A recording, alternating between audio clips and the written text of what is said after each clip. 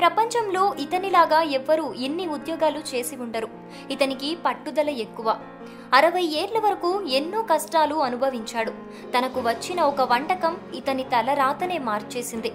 అదే pressure fried chicken. దీన్నే మనం KFC అని పిలుస్తాం. KFC ఈ పేరు చెబితే నోట్లో నీళ్లూరుతాయి. అదేంటో తెలియదు కానీ ఏ చికెన్ తిన్నా కూడా KFC చికెన్ అంత టేస్ట్ మాత్రం రాదు. ప్రపంచవ్యాప్తంగా ఎన్నో దేశాల్లో ఎన్నో బ్రాంచులు స్థాపించి KFC అనే పేరుని ఒక బ్రాండ్గా పరిచయం చేసిన అతని గురించి మనం తెలుసుకోవాలి. అతనే కల్నల్ శాండర్స్.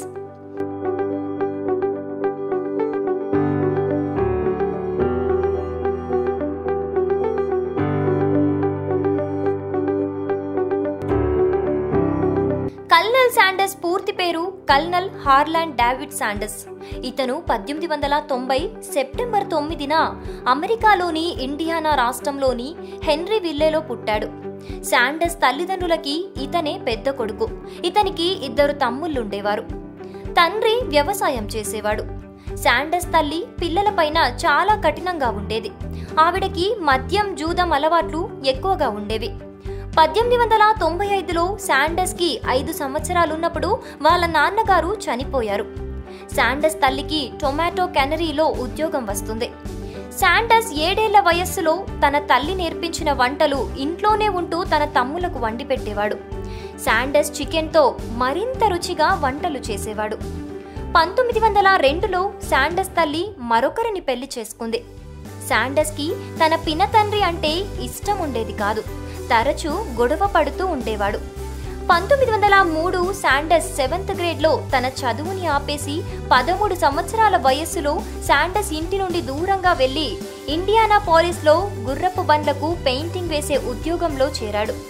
14 సంవత్సరాల వయస్సులో సౌతర్న్ ఇండియానాకి వెళ్లి రైతుగా పనిచేశాడు.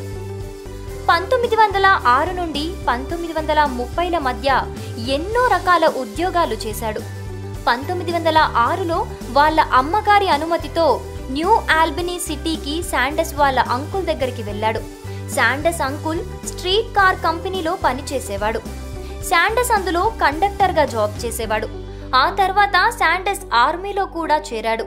తప్పుడు డేట్ ఆఫ్ బర్త్ సర్టిఫికేట్స్తో ఒక 2 సంవత్సరాలు క్యూబాలో సైనికుడిగా సేవ చేశాడు. ఆ తర్వాత మళ్ళీ అలబామా రాష్ట్రంలో ట్రైన్ యాష్ ప్యాన్స్ ని క్లీన్ చేసే పనిలో చేరాడు.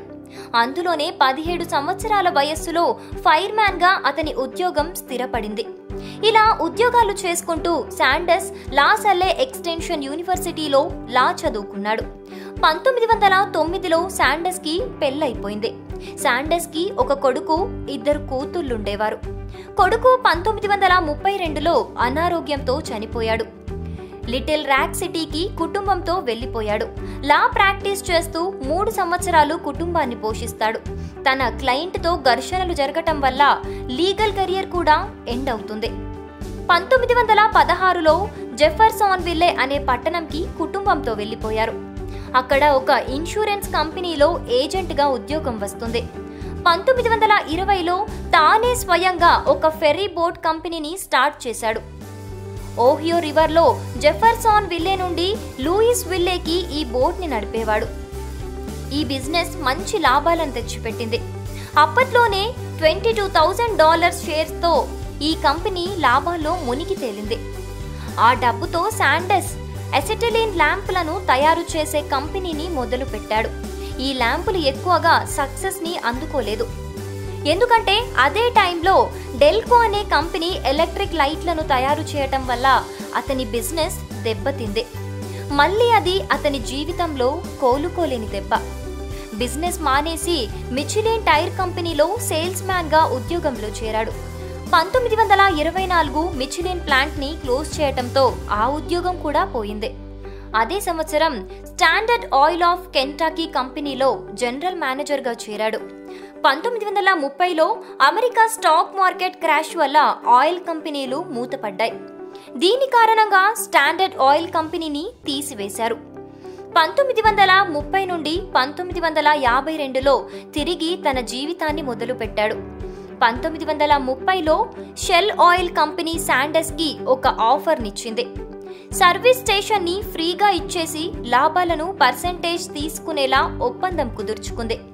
శాండర్స్ అక్కడే ఒక చిన్న కేఫ్ ని ఏర్పాటు చేసి పక్కనే క్వార్టర్స్ లో ఉండేవారికి చికెన్ డిషెస్ లు మీల్స్ ను సర్వ్ చేసేవాడు. శాండర్స్ చేసిన వంటకాలు అక్కడ ఉండేవారిని ఆకర్షించాయి. ఆ తర్వాత శాండర్స్ పాపులారిటీ బాగా పెరిగిపోయింది. 1939లో డంకన్ హైన్స్ అనే ఫుడ్ క్రిటిక్ శాండర్స్ రెస్టారెంట్ ని సందర్శించారు. అతనికి శాండర్స్ చేసిన చికెన్ డిషెస్ బాగా నచ్చటంతో ఆ రెస్టారెంట్ ని అమెరికా అంతటా తెలిసేలా ప్రచారం చేశాడు. యాష్విల్లే, నార్త్ కారోలినా జూలై 1939లో శాండర్స్ ఒక మోటల్ ని ఏర్పాటు చేశాడు. అదే సంవత్సరం నవంబర్లో ఫైర్ యాక్సిడెంట్ వల్ల మోటల్ పూర్తిగా ధ్వంసమైంది. ఆ తరువాత శాండర్స్ 140 సీట్లతో రెస్టారెంట్ ని మళ్లీ కట్టాడు. 1940లో తన సీక్రెట్ రెసిపీని ఫైనలైజ్ చేశాడు. ఫ్రైయింగ్ చికెన్ ని చేయటం మొదలు పెట్టాడు. కానీ మళ్ళీ ఒక చేదు అనుభవం. 1941 డిసెంబర్ వరల్డ్ వార్ II జరగటం వల్ల రెస్టారెంట్ కి కస్టమర్లు రావటం మానేశారు. దీంతో బలవంతంగా తన రెస్టారెంట్ ను మూసివేశాడు. 1949లో అతని భార్య డివోర్స్ తీసుకొని వెళ్లిపోయింది. మళ్ళీ అదే సంవత్సరం 1949లో మళ్ళీ శాండర్స్ పెళ్లి చేసుకున్నాడు. 1952లో శాండర్స్ మొదటిసారి తన రహస్య రెసిపీతో పెట్ హామన్ అనే బిజినెస్ మ్యాన్ కి సౌత్ సాల్ట్ లేక్ సిటీలో లార్జెస్ట్ రెస్టారెంట్లలో ఒకటిగా నియమించాడు. శాండర్స్ తయారు చేసిన చికెన్ 3 కంటే ఎక్కువ అమ్మకాలు పెరిగాయి. డాన్ అండర్సన్ అనే ఒక పెయింటర్ శాండర్స్ చికెన్ కి కెంటాకీ ఫ్రైడ్ చికెన్ అని పేరు పెట్టారు. శాండర్స్ మరియు అతని భార్య క్లాడియా 1959లో షెల్బీ విల్లేలో ఒక కొత్త రెస్టారెంట్ ని మరియు కంపెనీ హెడ్ క్వార్టర్స్ ని స్టార్ట్ చేశారు. శాండర్స్ తన కోడిని వండటానికి ఇచ్చే రెస్టారెంట్ల కోసం వెతకడం ప్రారంభించారు. రెస్టారెంట్లకు శాండర్స్ ఒక ఆఫర్ చేశాడు. అదే తన రెసిపీతో చికెన్ వండటానికి వాళ్ళు ఫ్రాంచైజ్డ్ కాన్సెప్ట్ ద్వారా ఒప్పుకున్నారు. శాండర్స్ కంపెనీని నడిపిస్తుంటే క్లాడియా మసాలా దినుసులను రెస్టారెంట్లకు పంపించేది. ఈ ఫ్రాంచైజ్ విధానం బాగా విజయవంతమైంది. కేఎఫ్సి ప్రపంచవ్యాప్తంగా విస్తరించటం మొదలుపెట్టింది. కెనడా, యూకే, జమైకా, మెక్సికో దేశాల్లో కేఎఫ్సి రెస్టారెంట్లు ఏర్పాటయ్యాయి. 1962లో తన సీక్రెట్ ప్రెషర్ ఫ్రైయింగ్ చికెన్ యొక్క తన పద్ధతిని రక్షించే ఒక పేటెంట్ను పొందింది. 1963లో ఇట్స్ ఫింగర్ లికిన్ గుడ్ అనే పదాన్ని ట్రేడ్ మార్క్గా పెట్టారు. అప్పటికే ప్రపంచవ్యాప్తంగా 600 లొకేషన్లతో ఈ సంస్థ కేఎఫ్సి రెస్టారెంట్లను ఏర్పాటు చేసింది. 1964కి శాండర్స్ వయస్సు 73 సంవత్సరాలు. వయస్సు పెరగటం వల్ల 1964లో కేఎఫ్సి కార్పొరేషన్ ని $2 మిలియన్ కి కెంటాకీ బిజినెస్ మ్యాన్ అయిన జాన్ వై బ్రౌన్ కి అమ్మేశారు. 1965లో శాండర్స్ తన కెనేడియన్ ఫ్రాంచైజ్లను పర్యవేక్షించేందుకు ఒంటారియో, మిసిసాగాకు తరలి వెళ్లారు మరియు కెనడా మరియు యుఎస్లో ఫ్రాంచైజ్ మరియు ప్రదర్శన ఫీజులను కొనసాగించాడు. కేఎఫ్సిని అమ్మేసిన తర్వాత సంస్థ తరపున సంవత్సరానికి 2 లక్షల మైళ్లు ప్రయాణించి అనేక టీవీ వాణిజ్య ప్రకటనలు చేశారు. శాండర్స్ మరియు అతని భార్య 1965 నుండి 1980 వరకు మిసిసాగా లేక్ వ్యూ ఏరియాలో ఒక బంగ్లాను కొనుక్కొని అందులో నివసించారు. శాండర్స్ లుకింగ్ కూడా భిన్నంగా ఉంటుంది. వైట్ సూట్ మీద స్ట్రింగ్ టైని ధరించి ఎంతో ఆడంబరంగా ఉంటారు. తన జీవిత చివరి దశలో కూడా తన కేఎఫ్సి కోసం ఎంతగానో కష్టపడ్డారు. 1979 నాటికి శాండర్స్ ప్రపంచవ్యాప్తంగా కేఎఫ్సి రెస్టారెంట్లకు ఆశ్చర్యకరమైన ప్రకటనలు చేశాడు.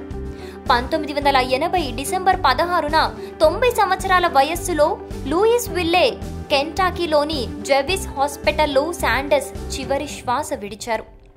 ఇప్పటికీ ప్రపంచవ్యాప్తంగా 20,952 ప్రదేశాల్లో కేఎఫ్సి రెస్టారెంట్లు ఏర్పాటయ్యాయి.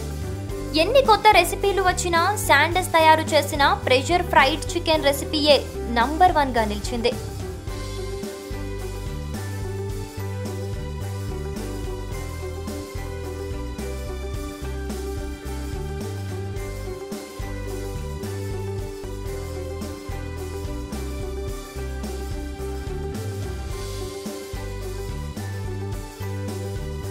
ఇదండి ఇవాల్టి ఆసక్తికర అంశం. మరొక ఇంట్రెస్టింగ్ టాపిక్తో మళ్ళీ కలుద్దాం. ఈ వీడియో మీకు నచ్చినట్లయితే లైక్ చేయండి, షేర్ చేయండి. మరిన్ని ఇలాంటి వీడియోస్ మీరు చూడాలనుకుంటే వెంటనే మా ప్లానెట్ లీఫ్ ఛానల్ను సబ్స్క్రైబ్ చేసుకోండి.